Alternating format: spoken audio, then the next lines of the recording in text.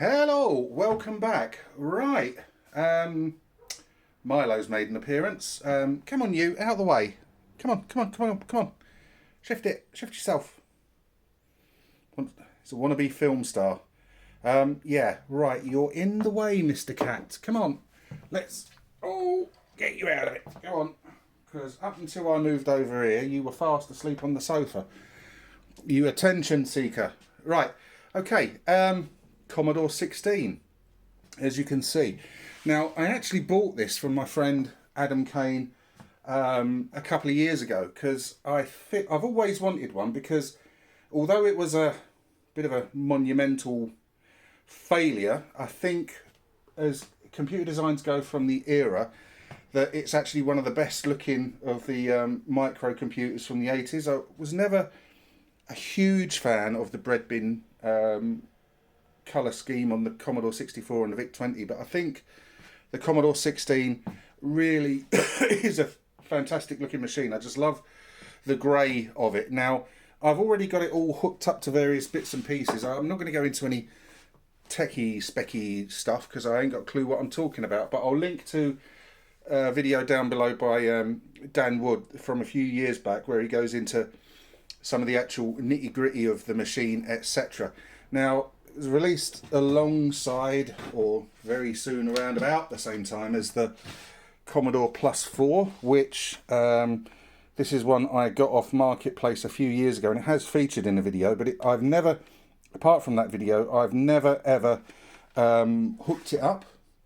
The reason being, I didn't know that Commodore 16s and Plus 4s have a problem with the chips overheating, and it's very common for them to fail and literally sort of like knacker the computer, and getting hold of replacement ones is very, very tricky, I'm led to believe. So apparently it's very easy to do, to heatsink the chips, etc., but I've not done that on the Plus 4. I don't know how to, although I have been told that it's actually quite a simple task.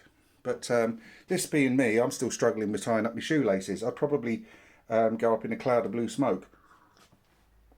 But this Commodore 16 has been tarted up, and I bought it a couple of years ago, and up until last week I'd never actually fired it up. Now, as I said, I love the way this machine sort of like looks on the desk alongside its data set.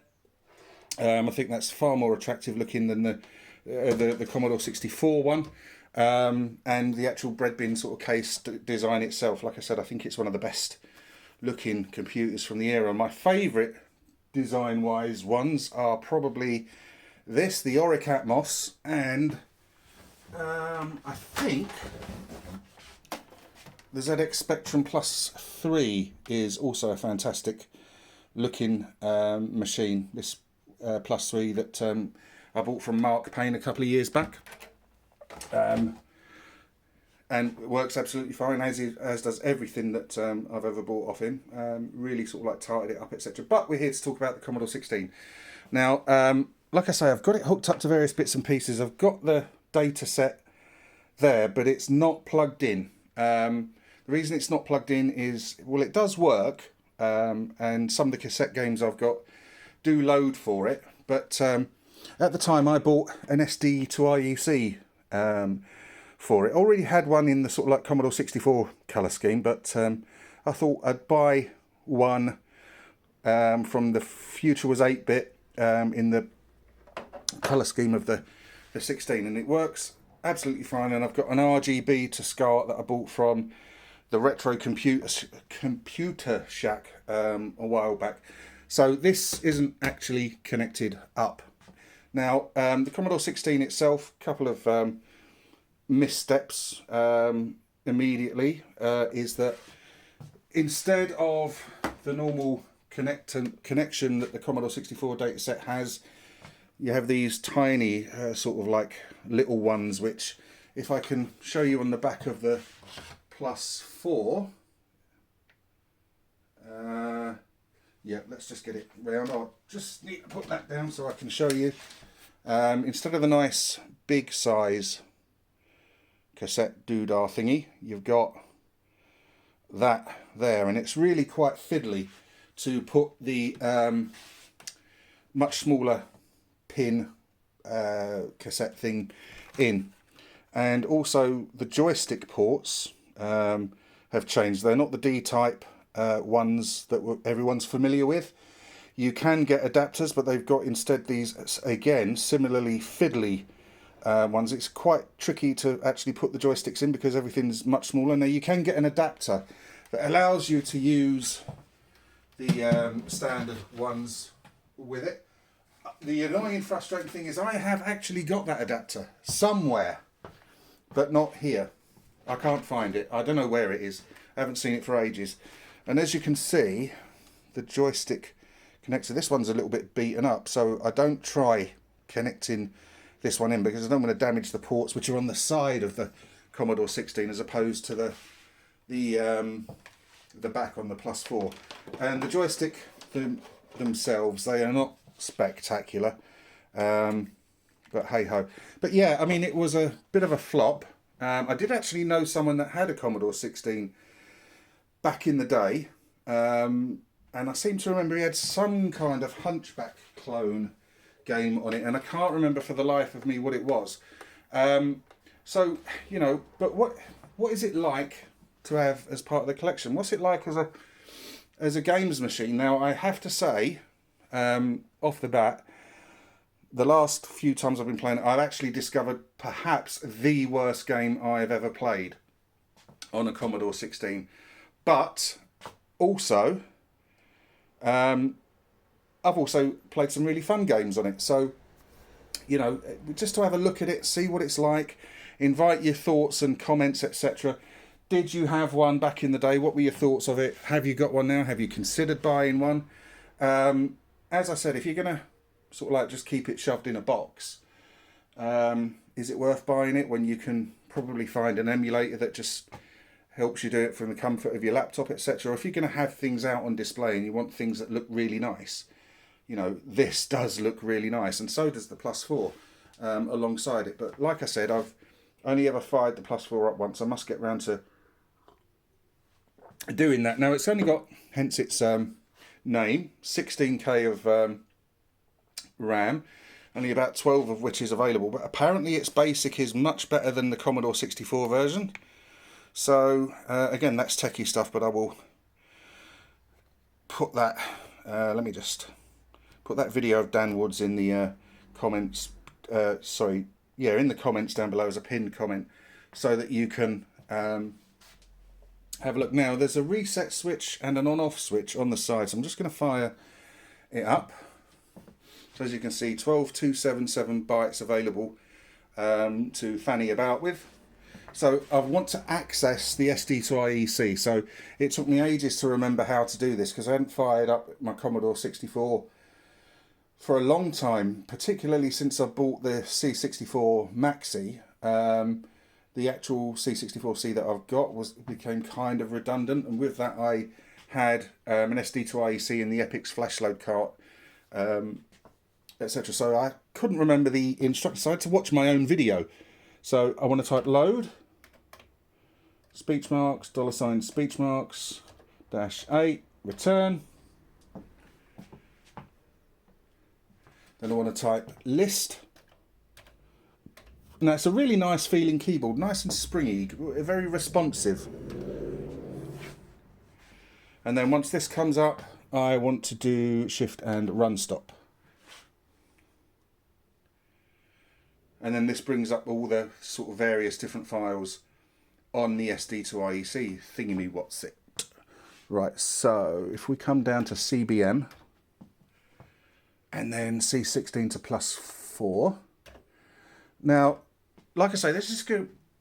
Games is what I'm predominantly interested in. So games is what I'm going to show you. So I'm just going to move that way a bit. In fact, no, I'm not. I'm going to move it that way. I'm sorry if this is making you seasick. So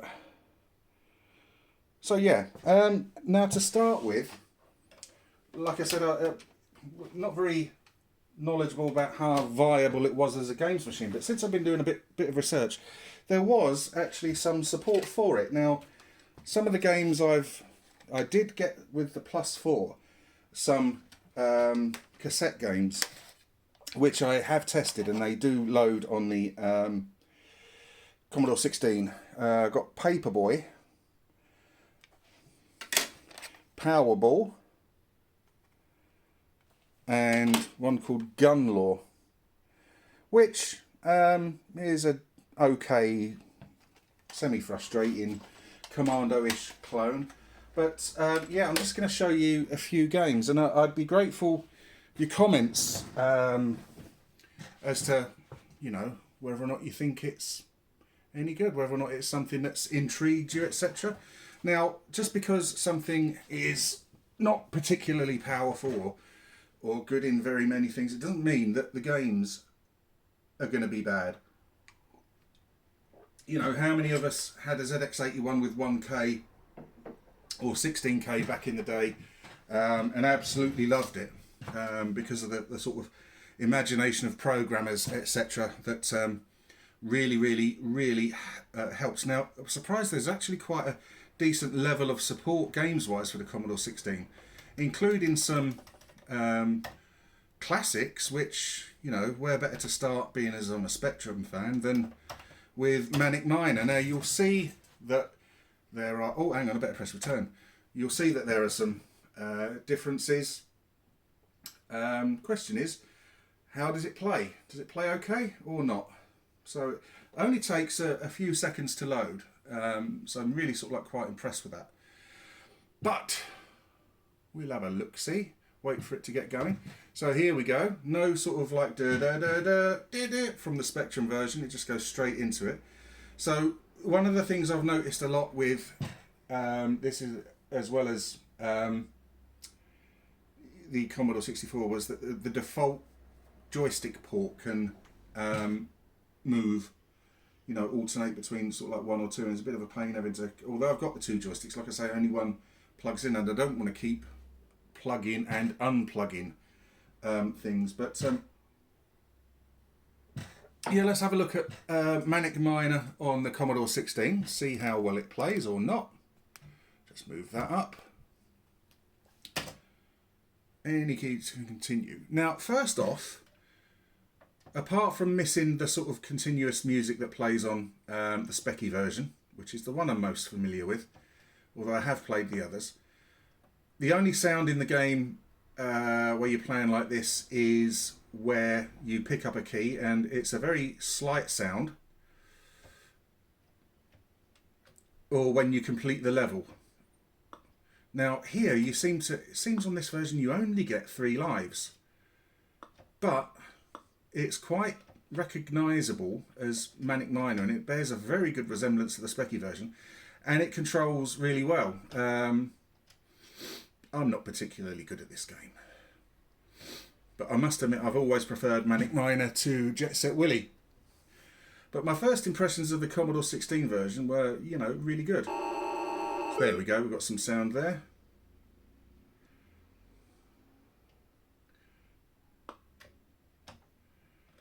And, oh, that's where I want to go next, isn't it? But yeah, it does control really well. And like I say, this keyboard is very responsive.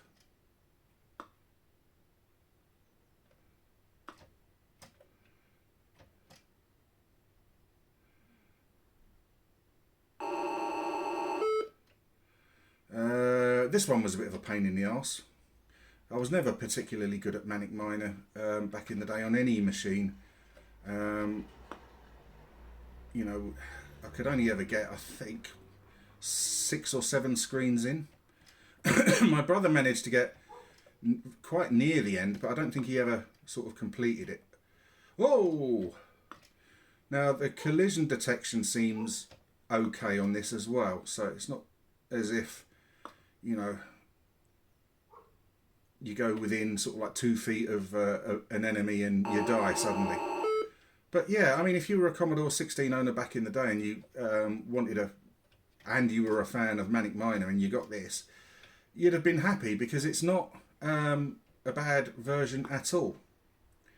So again, like I say, sort of proof that just because something is a little less powerful, oh, for God's sake, than something else, doesn't necessarily mean that the games are going to be bad.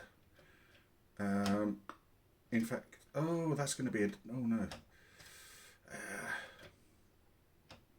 So yeah, one of the most iconic games of the early 80s and 8-bit sort of computer era gets a very decent conversion onto the C16. Now I think I'm knackered here. No, I'm not. Oh, now I'm knackered. Ah, what wonderful fish. Our souls. Doing, doing, doing, doing, doing. Come on. Of course, you've obviously got your air meter sort of running down there as well.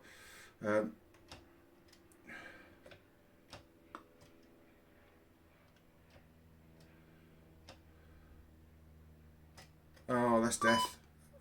And you don't get the sort of like Monty Python foot squelch when you die. When it's game over, it just goes straight back to Central Cavern. Which, it would have been nice to have that, because that's obviously one of the most recognised features of both Manic Miner and Jet Set Willy.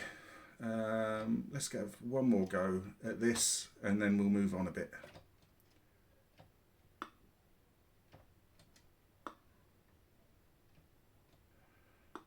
But yeah, I was quite impressed with this.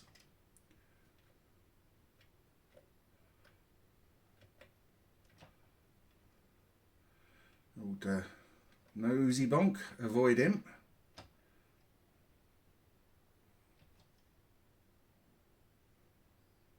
Or Hooterman.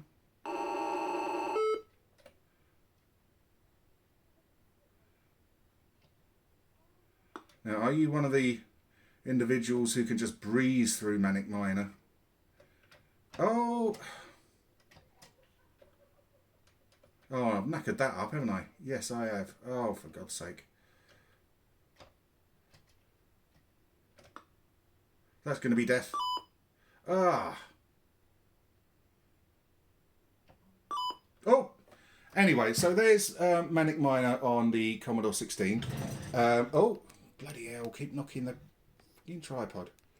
So let's go and have a look at another game. Let's just tidy that up a bit, tighten the tripod thingy. So we'll just reset and reset the SD to IEC.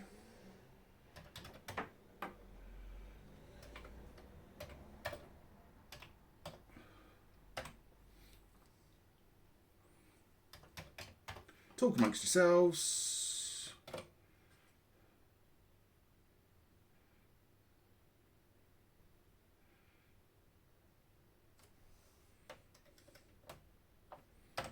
Go back to the C16 plus 4. Let's have a look at Jet Set Willy, the sequel on the Commodore 16. Now, like I say, I'm not a fan of this game. I know people are, but I'm not. I've always found it incredibly difficult and frustrating to play, even back in the day. So, yeah. Hopefully it should be with us shortly.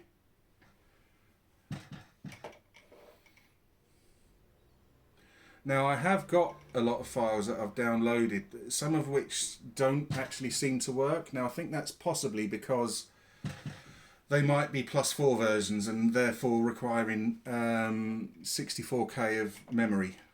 So we've got Jet Set Willy now. And what's the bleeding controls? What's jump? Can't remember what's jump. I've got ZX left and right, so what's jump? Not space. Shift, no. Oh, for God's sake.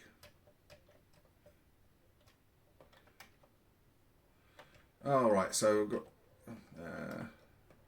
down arrow to jump is what I've managed to find. So again, no sound, but... oh, for God's sake.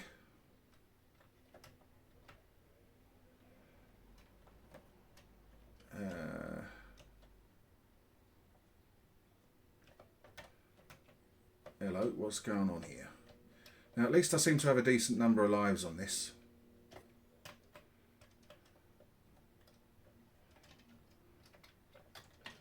Oh, let's just hammer keys.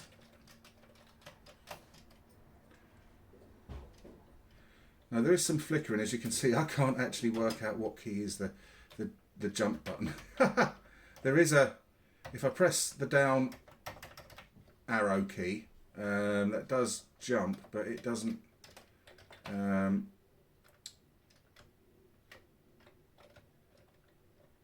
can't seem to jump diagonally, which is a bit of a... Oh, well.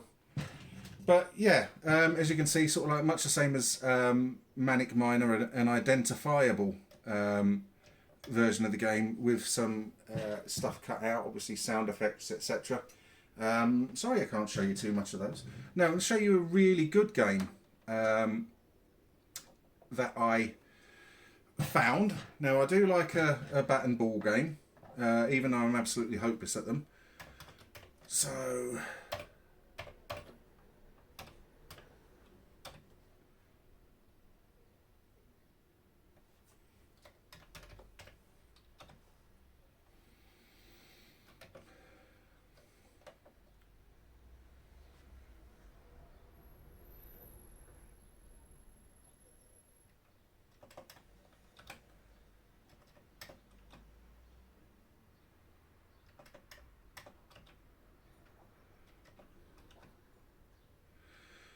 So we're going to have a go of Arthanoid, which is, you know, our lawyers are watching.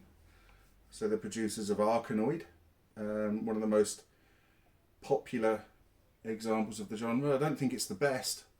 I think Batty on the ZX Spectrum and Krakow are fantastic. Now, nice twee sound, music, etc. So this was released by Mr. Chip in 1988, as you can see. So, press fire to start is what I'm going to do. Now, this is a decent... this is one that wants it in port 2. Hang on. I'm not going to risk unplugging whilst it's plugged in. So I'm going to load that again. Do apologise. Oh, what have I done there? Hello, I've knackered that up, haven't I? Right. Oh, come on, reset. I don't know what I've done there. And again. What have I done there? Oh, I've got shift lock on. That's why. Oops.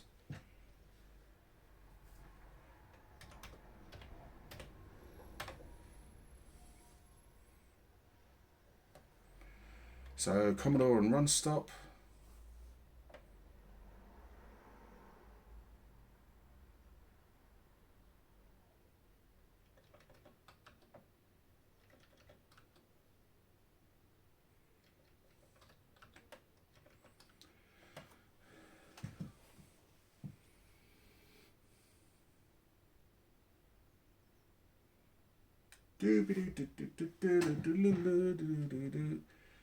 Oh, it's a lovely warm day today. There we go.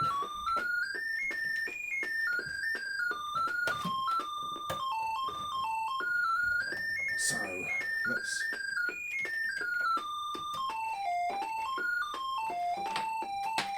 Oh, it helps if I'm trying to use the wrong flipping joystick. I was trying to use the one that wasn't plugged in.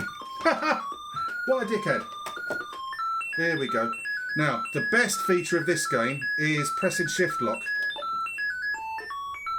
because it turns that bloody awful music off. But this is a really fun Arkanoid style game, like breakout game, and you know they've been around since the dawn of time with the Pongs, etc. And I think most of us that started or familiar with the sort of Spectrum ZX81, I think with the ZX81 there was a type-in game that I had, and of course Through the Wall on oh bloody hell, I didn't want to collect that. Through the Wall on the Horizons tape that came with bundled with Speckies was a lot of people's first experience of the style of game, and this plays really well. It's not too fast, something like the BBC Micro version of Arkanoid, which is just bonkers. But it's quite good. I had a lot of fun with this, playing it. It seems to be a facsimile in most places of the levels and stuff of Arkanoid, which you'll hopefully see, provided I can sort of get to there. Ah!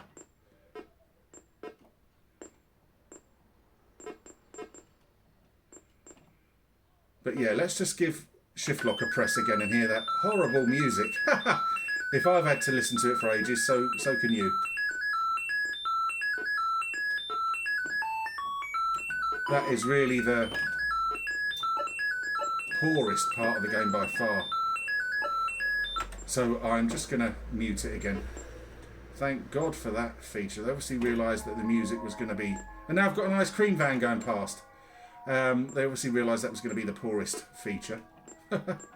So they added an option to disable it, which is, yeah, clairvoyant, if you know what I mean.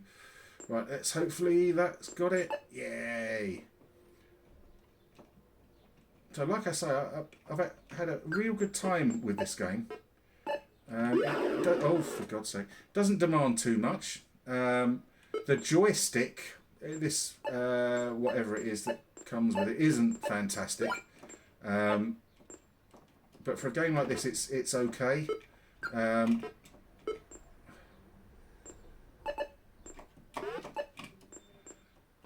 And I like it when we get to these bits where you just let the ball go ahead and do its own thing. Oh, I didn't want to catch that.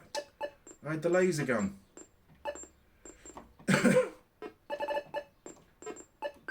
You spend half the time trying to catch the power-ups, and when you get one, you end up getting one you didn't want.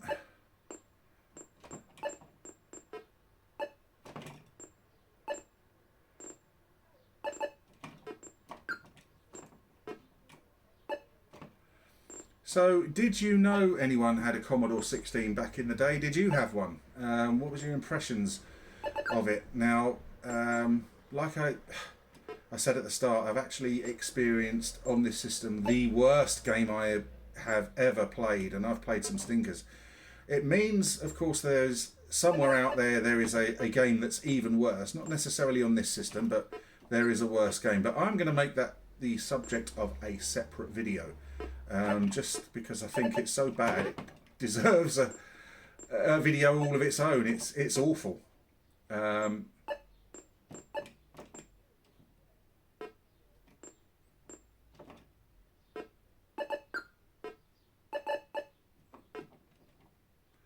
this is good. I like this. I don't know how much it cost when it was released.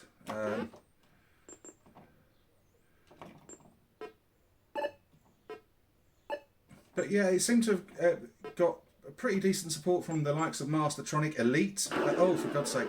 There's versions of Commando, Bombjack, Paperboy, Ghosts and Goblins. Paperboy I've experienced. Bombjack I'll show you in a minute. I haven't bothered with Ghosts and Goblins. I'm not a particularly huge fan of the game. And Commando I couldn't get to load. The version that I've sort of downloaded of it. But that game is really, really good. So let's go and show you another one that I really enjoyed. And again, I kind of had to go through plus... Oh, take the shift lock off.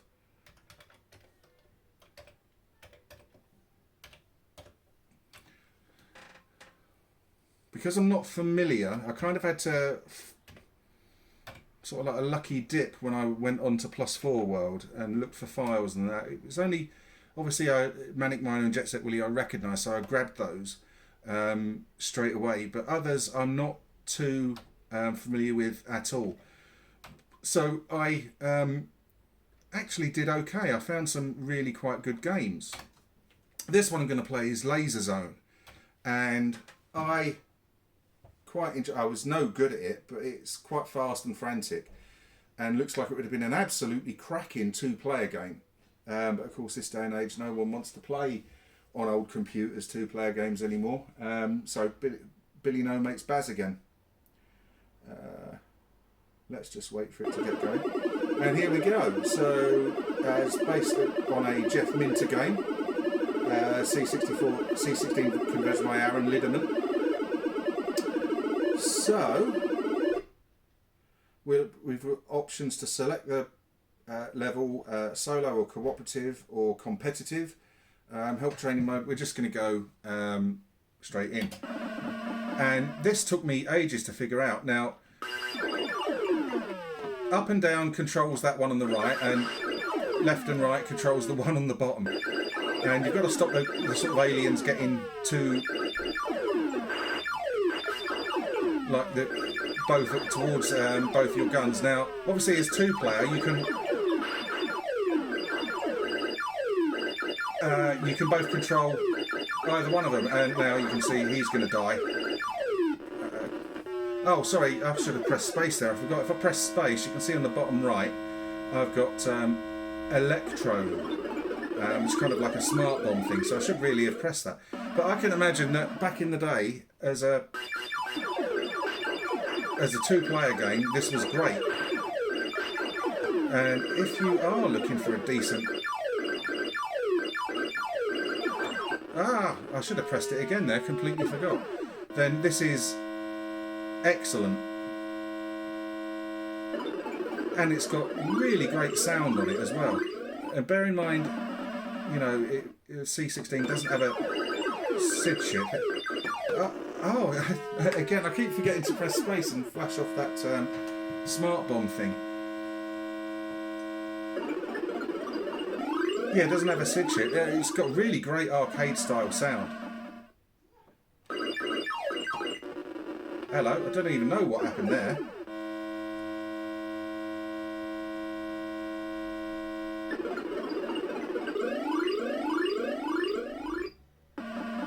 Right.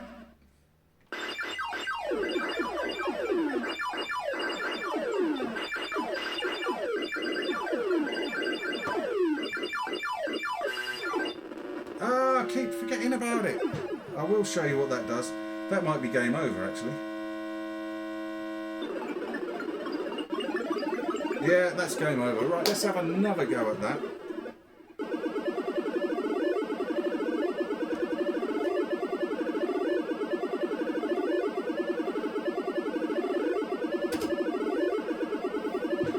It's a really good game, this one is.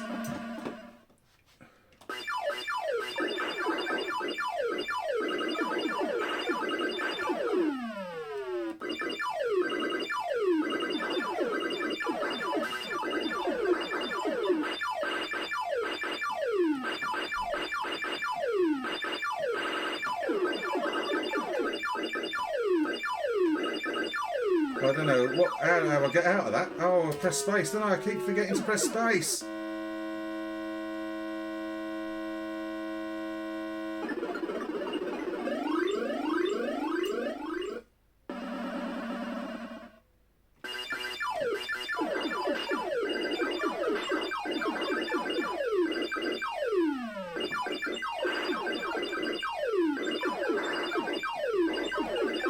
Space, there we go, that's kind of like the smart bomb doodah thing.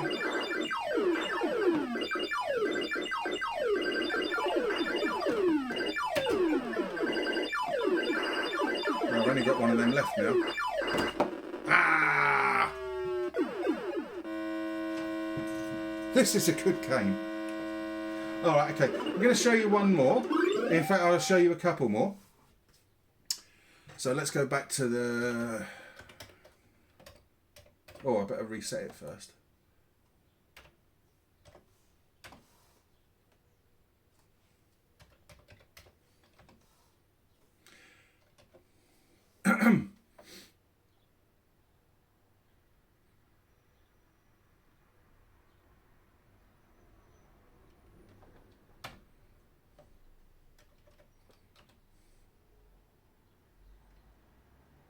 I'll show you this one, Void Runner.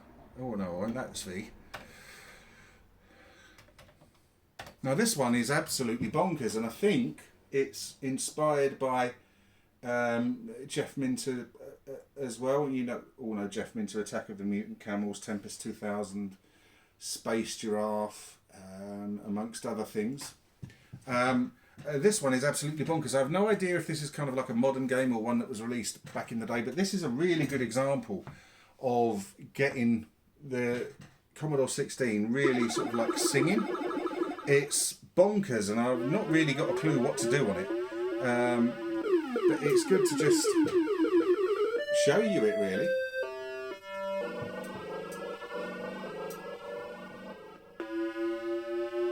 Really great sounds and graphics.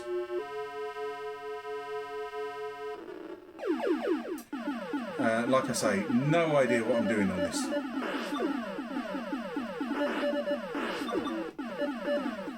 But it looks and sounds brilliant, doesn't it? Moves really well.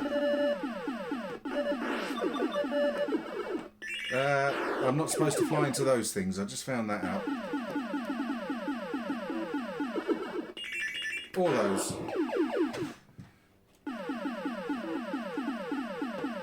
Let's just fly around and wait for something to happen. Don't know, I haven't got a clue about this one. But it's very impressive, both looks and sounds. So finally, this video, I am going to do some standalone videos of Commodore 16 games. I'm just going to show you Bomb Jack. Now, Bomb Jack I absolutely loved on the Spectrum. I think most people love it. I've played it on Amiga, Commodore, Amstrad. Very good version on the Amstrad as well. Not so keen on... Oh, what have I done there? Load. Oh, that's the wrong thing, isn't it? Not so keen on the C64 version. It's okay, but it's not as good, I don't think, as the others.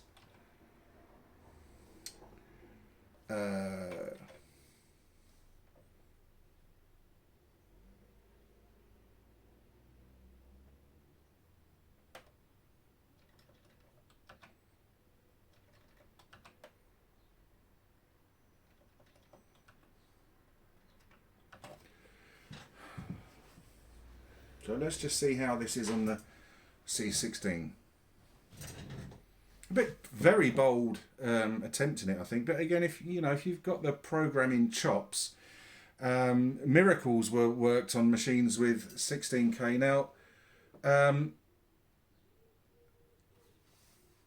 I don't think this is as bad as I was expecting it to be, but it isn't great. And this is, what have I done? Eh?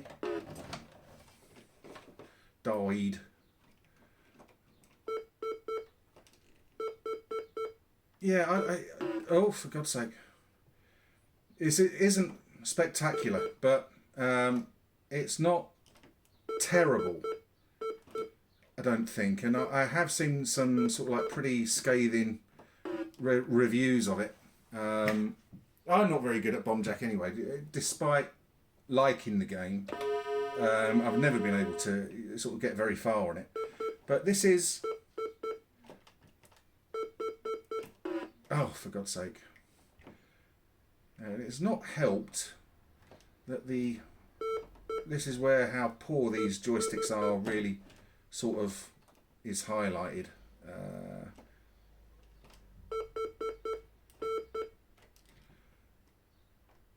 Arseholes! Whoa, I managed to complete the first screen.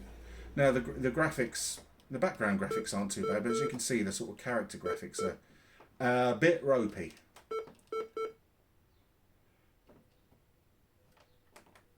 There we go, game over. If you're familiar with Bomb Jack and you like it and you've played that version, I mean, yeah, it's nowhere near as good as the others. But like I say, it wasn't as bad as I was expecting. So that's a very, very quick look at some games on the Commodore 16, some really good ones. I was quite impressed, and like I say, I mean, I knew someone who had one back in the day and had played some games on it before. I think it's one of the. I'll reiterate. I think it's one of the best looking computers of the era. Is it worth getting one? I mean, that depends. As a curio, maybe. I mean, how often you would play on it, despite, you know, the fact that there are better versions of all those games available. There are other ones, like Trailblazer, which I didn't show you, which are really, really, really good. The availability of various emulators for other machines, you know, better, more successful, more powerful machines, like I said, that doesn't necessarily mean the games are any good. But as you saw there, Bombjack, would you really go out of your way to play the Commodore 16 version if you had access to the other versions as curios? Yeah, but Arthanoid was really good. And I think back in the day, if you were a Commodore 16 and a Manic Miner fan, you wouldn't have been too disappointed with its version of Manic Miner. Laser Zone, as I showed you there, was fantastic. There is a version of Way of the Exploding Fist. I can't get it to load. I have downloaded it, but that was it. That's my usual, very, very amateurish run through. Like I say, I've deliberately avoided talking about techie stuff because I haven't got a clue what I'm talking about when it comes to that. But I'll link down below. Thank you for watching. I really like having the Commodore 16 in my collection. Yeah. If you like the video, please let me know. If you wish to subscribe, please do so. But if you do subscribe, please, please, please take the time to join in with the conversation, because that's what it's all about. Thank you ever so much for watching. I really appreciate everyone's continued support. It's really appreciated, and I'll see you the next video.